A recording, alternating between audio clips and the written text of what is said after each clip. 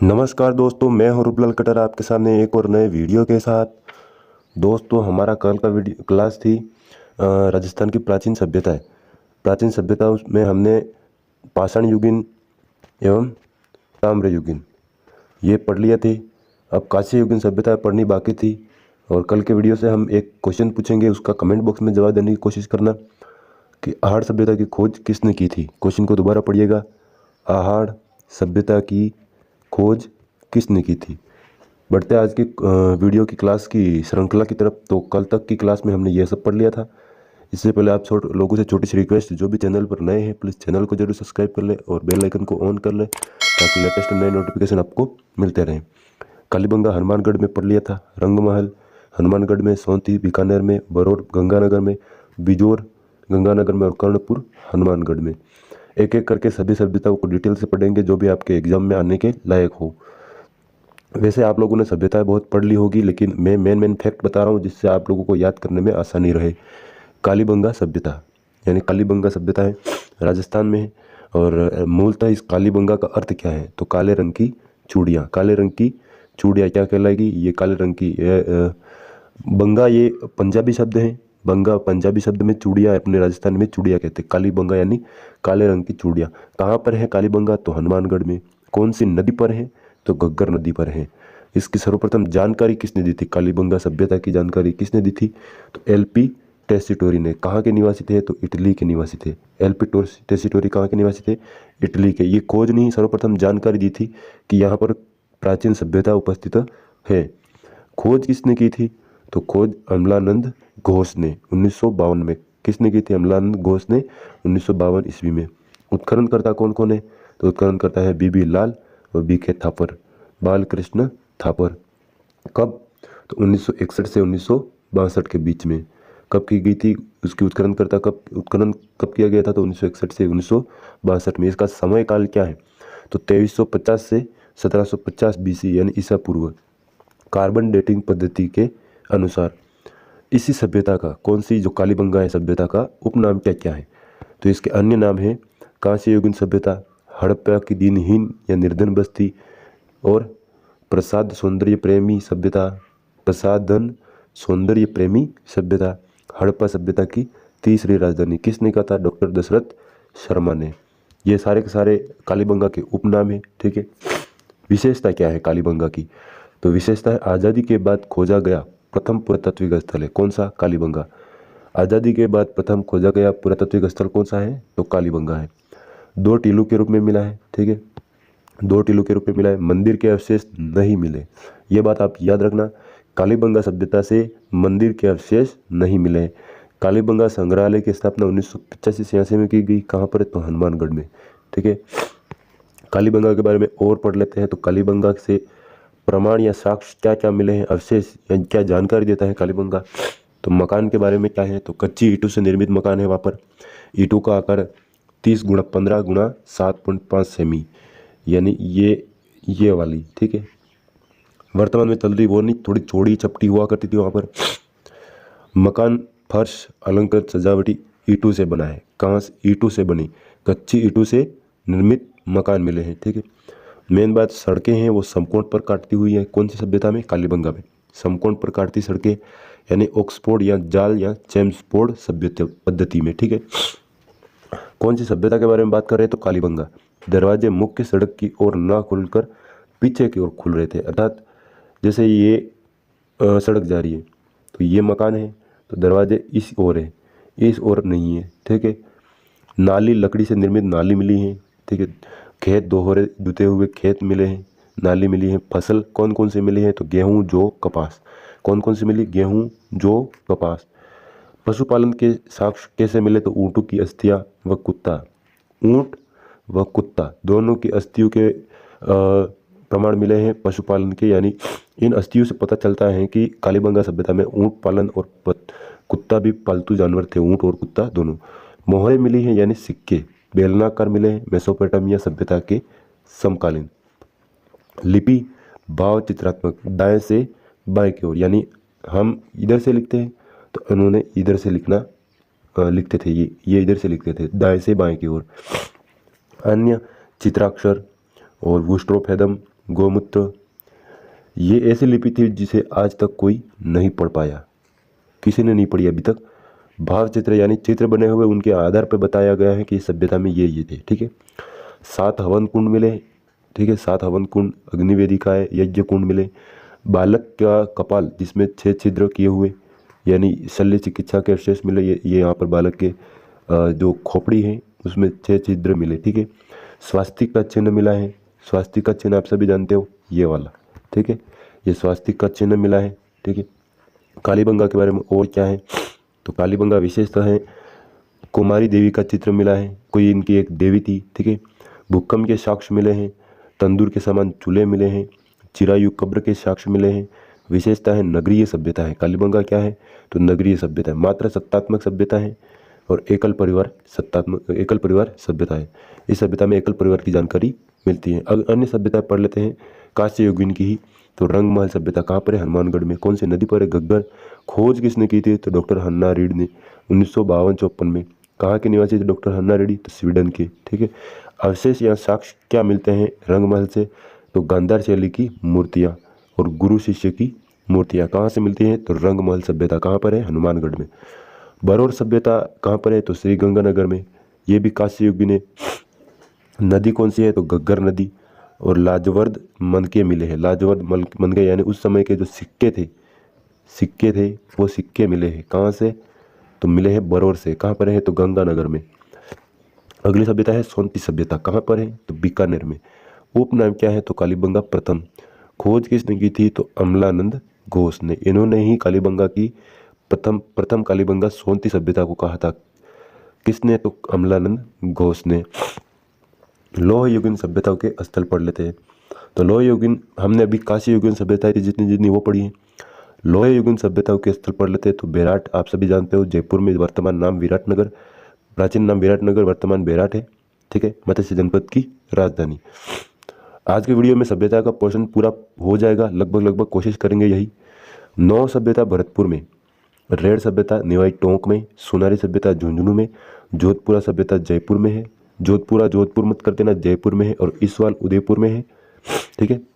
भीनमाल जालौर में है और नगरी चित्तौड़ में और नगर उनियारा टोंक में और नलियासर सभ्यता जयपुर में और नैनवा बूंदी में है। एक एक करके सबको पढ़ने की कोशिश करेंगे ताकि आप लोगों को ये ना हो कि ये छूट गया। छूट तो सारे जाएंगे लेकिन एग्जाम में आने के लायक चीज़ पढ़ा रहे हैं, तो बिल्कुल शांति से बैठ के देखे वीडियो पूरा, तभी फ़ायदा मिलेगा। मैं यूँ नहीं कहता हूँ कि यही वीडियो देखो, कोई भी वीडियो यूट्यूब पर देख रहे हो आप तो वीडियो को जरूर पूरा देखिए, क्योंकि लाभ आपको पूरा देखोगे तभी मिलेगा।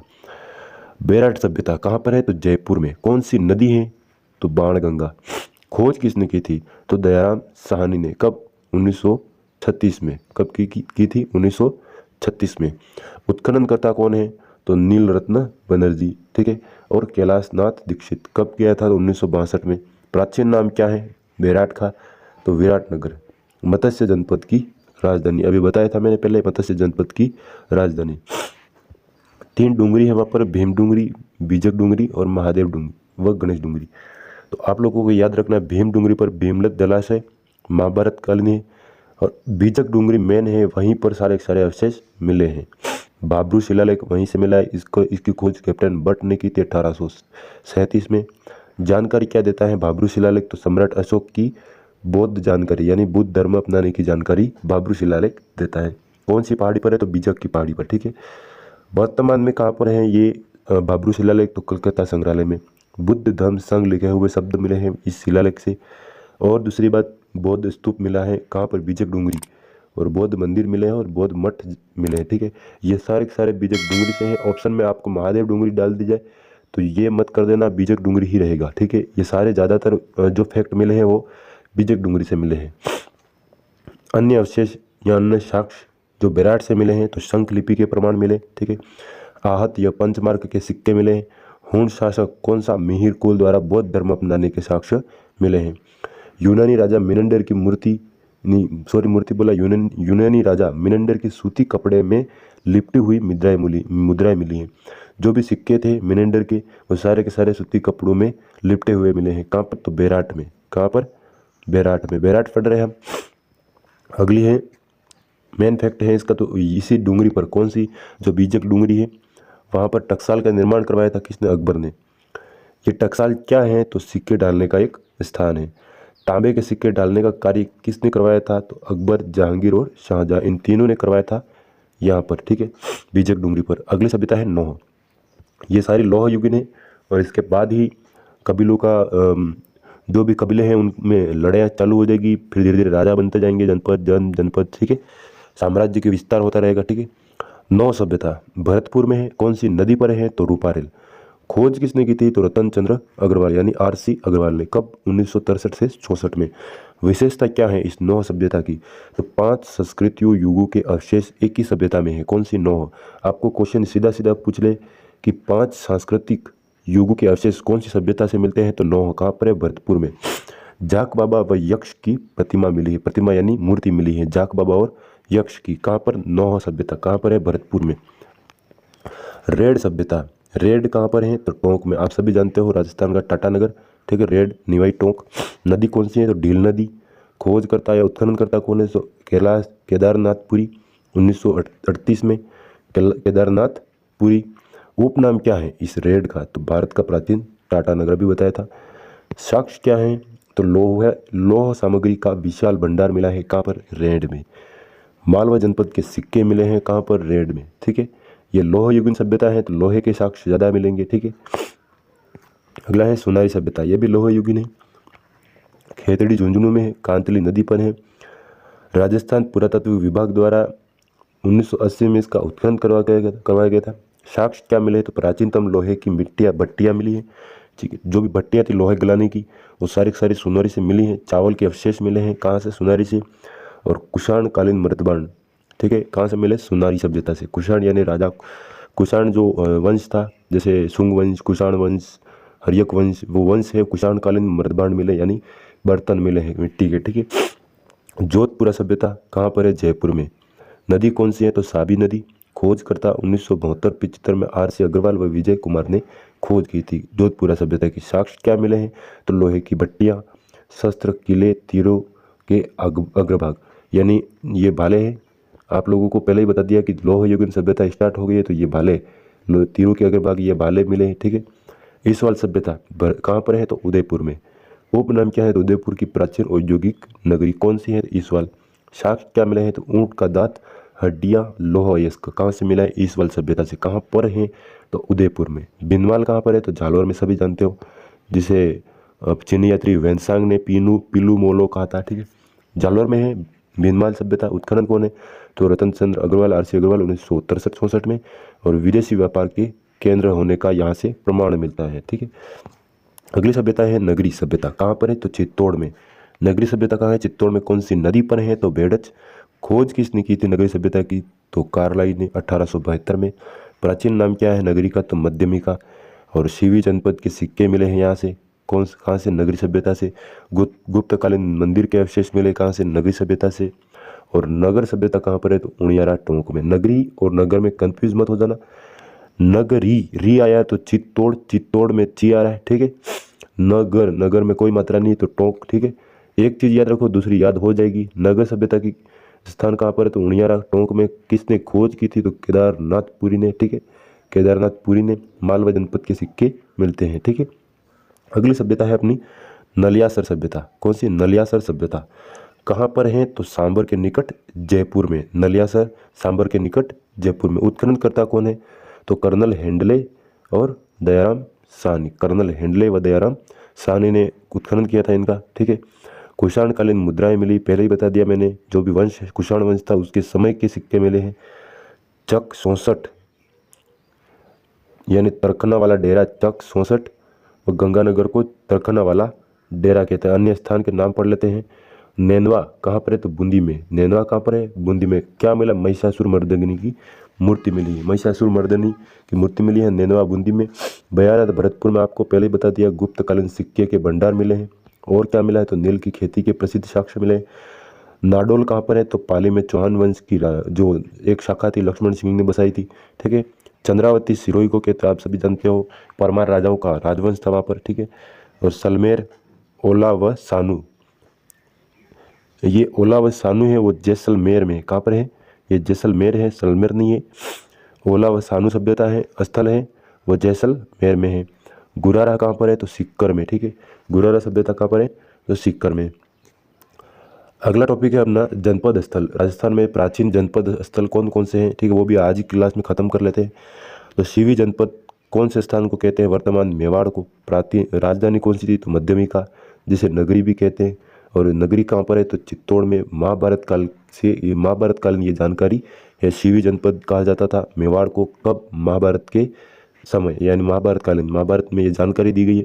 योध्या जनपद किसे कहते थे तो गंगानगर व हनुमानगढ़ यानी राजस्थान का उत्तरी भाग, ये वाला भाग था वो योध्या प्रदेश कहलाता था, ठीक है। शोरसेन जनपद कौन सा कहलाता था तो शोरसेन उत्तर प्रदेश। और राजधानी मथुरा, मुख्य अस्तित्व था इसका उत्तर प्रदेश में। राजस्थान का उत्तर प्रदेश से लगता भाग यानी ये वाला भाग था वह शोरसेन जनपद में आता था, यानी अलवर, भरतपुर, करौली, धौलपुर। कुरु जनपद में अलवर का उत्तरी भाग आता था, ठीक है। राजधानी इंद्रप्रस्थ थी। महाभारत के समय राजधानी हस्तिनापुर थी, ठीक है। कुरु जनपद अलवर का उत्तरी भाग। अगला है मत्स्य जनपद। इसके बारे में सभी जानते हो, राजस्थान के एकीकरण में सर्वप्रथम बना था ये मत्स्य जनपद ही, इसी का नाम पर मत्स्य संघ बना गया था, ठीक है। मत्स्य जनपद। राजधानी कौन सी थी तो विराट। प्राचीन नाम क्या था विराटनगर। कहाँ पर है तो जयपुर में है। शासक कौन था इस मत्स्य जनपद का तो राजा विराट। पांडवों ने अपना अज्ञातवास कहाँ पर बिताया था तो विराटनगर में, ठीक है। ब्रह्मलला बन के अर्जुन ने, ठीक है, सभी आप लोगों ने पढ़ रखा होगा। शालवा जनपद। शालवा जनपद कहाँ पर है तो अलवर में। राजधानी क्या थी इसकी तो मृत्तिकावती इसकी राजधानी। शालवा जनपद की अलवर में है, मृत्तिकावती इसकी राजधानी। अर्जुनायन जनपद। ये अर्जुनायन जनपद कहाँ पर है तो अलवर, भरतपुर में। और अर्जुन वृक्ष जो रीट की परीक्षा में पूछा गया था वो आपके मेवाड़ में पड़ते हैं, ठीक है। उदयपुर, जयपुर, डूंगरपुर, झालावाड़, मेवाड़ से इधर साइड दक्षिणी एरिया राजस्थान का, ये अर्जुन वृक्ष है वहाँ पर, ठीक है। मिलते हैं नेक्स्ट वीडियो में दोस्तों, और आज की क्लास को यहीं समाप्त करते हैं। और जिन्होंने लाइक करने में कंजूसाई की है तो दोस्तों आप लोगों को बता दूं कि इस चैनल पर आपको अब धीरे धीरे सारा राजस्थान का history portion, geography portion theory wise इस तरीके से पढ़ाया जाएगा ताकि आप लोगों को याद करने में आसानी रहे। बुकों में ढेर सारा पढ़ा है, आप लोग उसे भी पढ़ सकते हो, लेकिन मेन फैक्ट डाले गए हैं इस वीडियो में। तो आप लोगों को वीडियो ज़रूर पसंद आया होगा, उम्मीद करता हूँ। लाइक करने में कंजूसाई ना करें, चैनल पर नए हो तो सब्सक्राइब कर लेना, बेल आइकन को ऑन कर लेना। मिलते हैं नेक्स्ट वीडियो में, तब तक के लिए जय हिंद, जय भारत।